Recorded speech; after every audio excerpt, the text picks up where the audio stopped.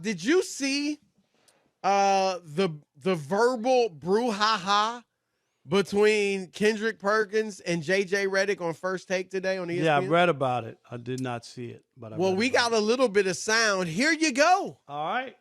I mean no offense to you, and I mean no offense to First Take, because I think this show is extremely valuable. It is an honor to be on this desk every day. It really is. But what we've just witnessed is the problem with this show, where we create narratives that do not exist in reality. The implication, what you are implying, that the white voters that vote on NBA are racist, that they favor white people. You just said that. Yes, you did. Yes, you did. Yes, you did. That is exactly what you implied, Kendrick Perkins. That is exactly what you implied. Secondly, hold on. I did not call. I stated the facts. And you're not about to sit up. We all know what you implied the other day. We all know what you implied just now. Hold on. I stated one at a time. It's the fact. One at a time. It's the fact. It's the fact. All right. Rob, so basically what happened is Kendrick Perkins was on, I guess, a few days ago, and he pointed out, Rob, that because Jokic is well ahead of, at least according to the reporting out there, and they've talked to some of the voters. I am an official voter, but I'm not in their little straw poll. Oh, you're the only black voter for no. the league? But it's interesting, Rob, and I'll get to that. But basically what happened was Perkins pointed out, because Jokic, Rob, care to take a guess where he ranks among scoring leaders in the league? And he's top looks 20? like the MVP. He's 20. He's number 20. Top 20. He's averaging 24.4 points per game. And Perkins pointed out that since 1990, the only players to win MVP awards without being, I think he said in the top 10, or maybe it was top 20, probably top 10 scores that year, were Dirk Nowitzki, Steve Nash, and Nikola Jokic. Obviously, all three are white.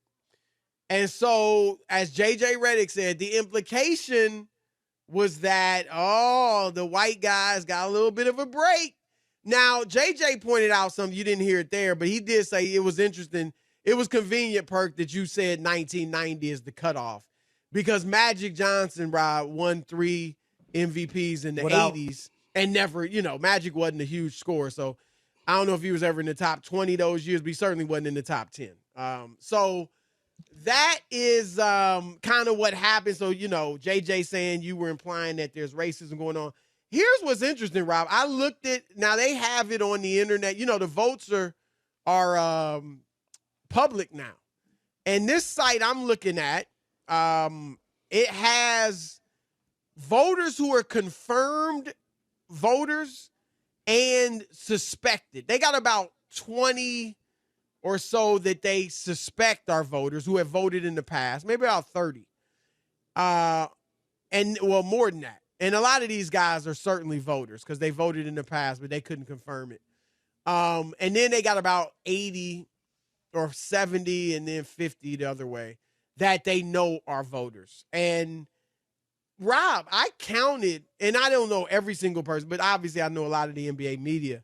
Out of these 132 supposed voters, only like 26. There are a couple I may not have known, but about 26 were African-American. Now, there are a few others of color, Sham Sharania and a few others, but not, nowhere near like 26.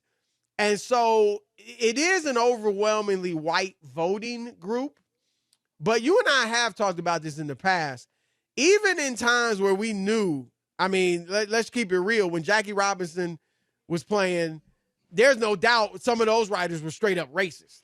And right? they voted. And yet they still voted for him. And he won. There was one black player in baseball. It was Jackie Robinson. And he was voted as Rookie of the Year. Yep. Just one. Yep. And we talked about it before, Chris. Barry Bonds won 7 MVPs. And let me tell you, during those years, there was probably 5 baseball black beat writers, or 4, okay, out of the whole group. And he didn't have a great relationship with the media. And he was terrible with the media. Just fact, terrible.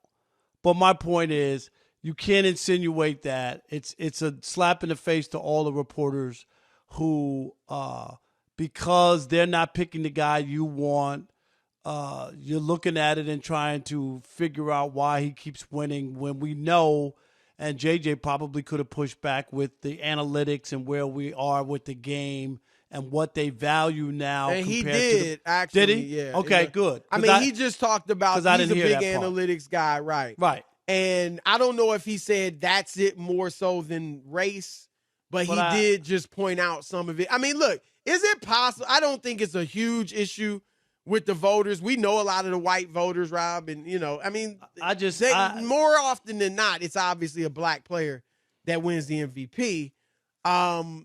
He, look, since 1980, since Bill Russell and Wilt Chamberlain, I guess, the only two players, if Jokic wins his third straight MVP, there'll only be two guys that did that. And that's Nikola Jokic and Larry Bird. And you remember, Rob, when Bird won his three straight, there was talk then about, this white dude winning three straight MVPs. I wasn't covering, I wasn't even in the media at that point. I was still in high school and college. But there was talk even then about it. I don't think in general that's an overriding factor, but could it be a subconscious thing? I'm not going to say it couldn't be a subconscious thing. Michael Jordan never won three in a row. LeBron couldn't win three in a row. I'm just saying, but if you're going to do that, you got to have something, Chris. I just think it's harder to just throw that out against the wall without something.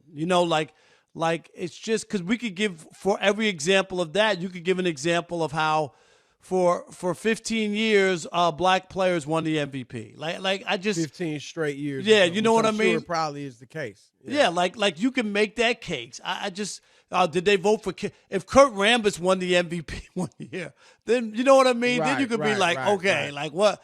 It ain't like Larry Bird was a slouch or Jokic isn't putting up the analytical numbers that they like. I just think that and he's also, let's keep it real, he's also putting up traditional numbers too.